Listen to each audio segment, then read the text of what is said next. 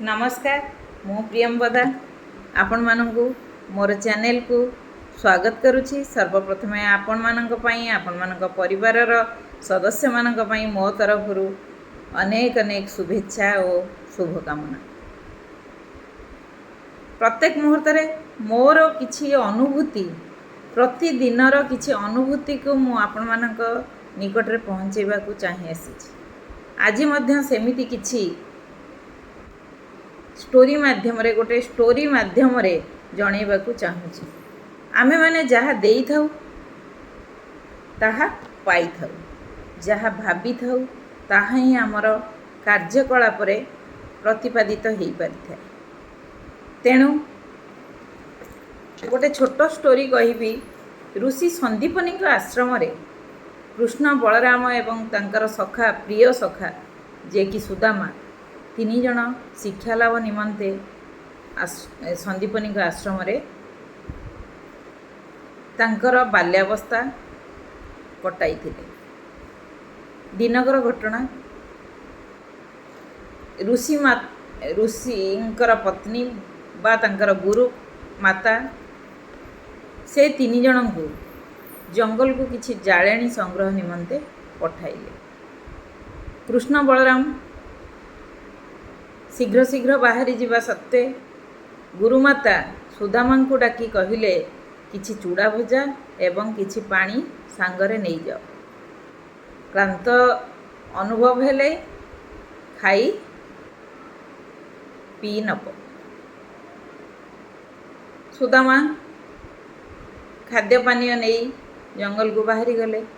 जंगल रे अनेक समय धरी जाळेणी संग्रह करिबा परे कृष्ण क्लांत होई कहिले सखा प्रबल भोक लगुछि, किछि खाइबार हेले खाई नियंते। सुदामा कहिले जंगल रे कोन बा खाद्य मिलिबो? सखा खाद्य तो पाखरे किछि नाही, किछि पानी पी नियंते।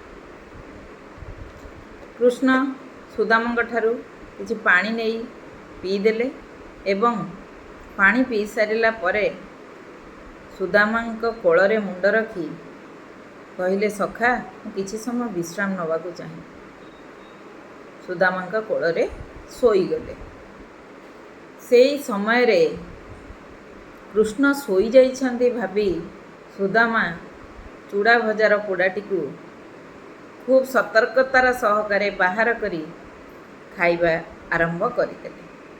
खाइबा समय रे पाटीर जो चाकुड़ी बुलिबा बेले माड़ीर ठक ठक शब्द रे कृष्ण निद्राभंग होइछि एवं से समय पचारि सखा केही जणे खाद्य खाउथिबार अनुभव हेउछि। सुदामा चकित होई कहउछन्ति ना ना सखा सेपरि नुहे, आपण मो कोଳରେ मुंड रखी सोइछन्ति तो सेथिपाई मु शीतरे थरुछि।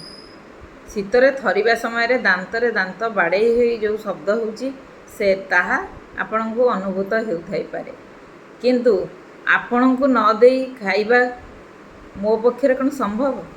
कोनोसी ना कोनोसी जिनिस भी मु आपण को न देई ग्रहण करिबा मो पक्षरे कोन संभव?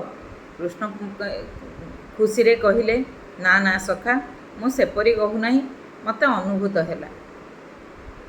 तापरे कृष्ण पुणी सोई जाइछन्ति।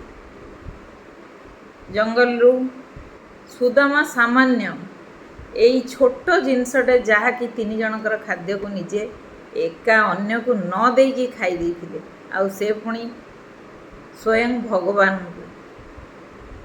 किंतु भगवान सर्वदा तांकर जो संतान को छाड़िछन्ति से सेमानंकर तत्वावधान रे सजाग रही थांती। कथारे अछि every action there is an equal and opposite reaction.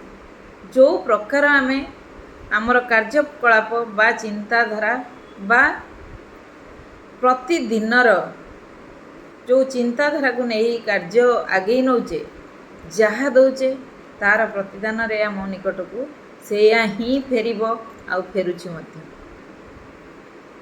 सेथिपाई सुदामांकर भविष्यत जीवन ଦରିଦ୍ରତାରେ କଟିଥିଲା।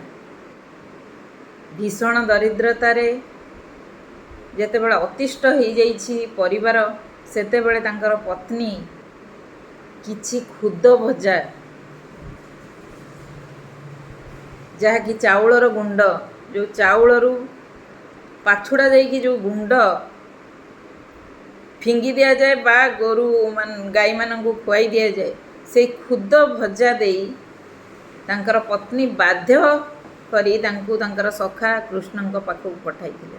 ଆଉ ସେଇ ଖୁଦ ଭଜାଟି ଖୁବ୍ ଭାବର ସହ ପ୍ରେମର ସହ ଦେଇଥିବାରୁ କୃଷ୍ଣ ଗ୍ରହଣ କରିବା ମାତ୍ରକେ ସୁଦାମାଙ୍କର ସ୍ୱର୍ଣ୍ଣ ମହଲ ଏବଂ ଆର୍ଥିକ ଅବସ୍ଥାର ଖୁବ୍ ପରିବର୍ତ୍ତନ ହୋଇଥିଲା, ଯାହାକି ତାଙ୍କ ଜୀବନକୁ ଆଉ ଦରିଦ୍ରତା ଦେଖେଇ ଦେଇନଥିଲା।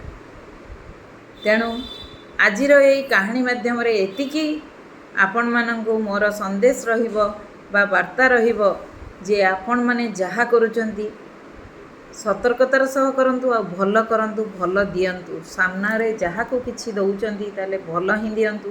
ଆପଣମାନଙ୍କ ପାଇଁ, ଆପଣମାନଙ୍କ ପରିବାର ପାଇଁ ଭଲ ହିଁ ଆପଣଙ୍କ ନିକଟକୁ ଆସିବ। ତେଣୁ ଏ ଭିଡ଼ିଓଟିକୁ ନିଶ୍ଚିନ୍ତ ଆପଣମାନେ ଲାଇକ୍ ଆଉ ସେୟାର କରିବେ, ସବସ୍କ୍ରାଇବ୍ ମଧ୍ୟ କରିବେ, ଯାହାକି ମୋର ପରବର୍ତ୍ତୀ ଅନୁଭୂତି ଆପଣମାନଙ୍କ ନିକଟରେ ଶୀଘ୍ର ପହଞ୍ଚି ପାରିବ। ନମସ୍କାର। ପୁଣି ଦେଖା ହେବ ଆଗାମୀ କିଛି ଅନୁଭୂତିକୁ ନେଇ।